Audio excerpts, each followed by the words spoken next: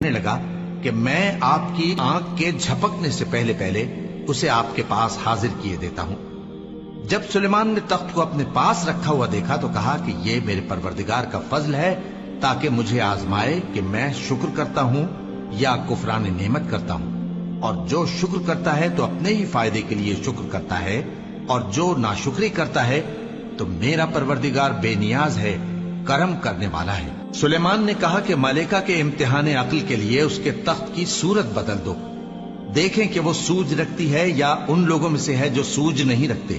پھر جب وہ آ پہنچی تو پوچھا گیا کہ کیا آپ کا تخت بھی اسی طرح کا ہے؟ اس نے کہا کہ یہ تو گویا ہو بہو وہی ہے، اور ہم کو اس سے پہلے ہی سلیمان کی عظمت و شان کا علم ہو گیا تھا، اور ہم فرما بردار ہیں۔ اور وہ جو اللہ کے سوا دوسروں کی پرستش کرتی تھی، سلیمان نے اس کو اس سے منع کیا کہ وہ کافروں میں سے تھی۔ اس کے بعد اس سے کہا گیا کہ محل میں چلیے۔ جب اس نے اس کے فرش کو دیکھا تو اسے پانی کا حوض سمجھا اور کپڑا اٹھا کر اپنی پنڈلیاں کھول دی۔ سلیمان نے کہا یہ ایسا محل ہے جس کے نیچے بھی شیشے جڑے ہوئے ہیں۔ وہ بول اٹھی کہ پروردگار، میں اپنے آپ پر ظلم کرتی رہی تھی، اور اب میں سلیمان کے ساتھ اللہ رب العالمین پر ایمان لاتی ہوں۔ اور ہم نے سمود کی طرف ان کے بھائی صالح کو بھیجا کہ اللہ کی عبادت کرو، تو وہ دو فریق ہو کر آپس میں جھگڑنے لگے۔ صالح نے کہا کہ اے قوم، تم بھلائی سے پہلے برائی کے لیے کیوں جلدی کرتے ہو، اور اللہ سے بخشش کیوں نہیں مانگتے تاکہ تم پر رحم کیا جائے؟ وہ کہنے لگے کہ تم اور تمہارے ساتھی ہمارے لیے برا شگون ہیں۔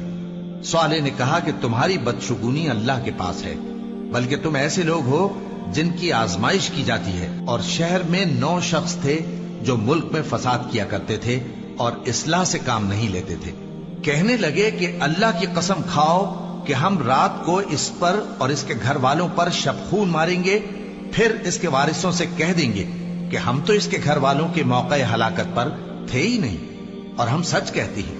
اور وہ ایک چال چلے، اور ہم نے بھی ایک تدبیر کی، اور ان کو کچھ خبر نہ ہوئی۔ تو دیکھ لو کہ ان کی چال کا انجام کیسا ہوا۔ ہم نے ان کو اور ان کی قوم سب کو ہلاک کر ڈالا۔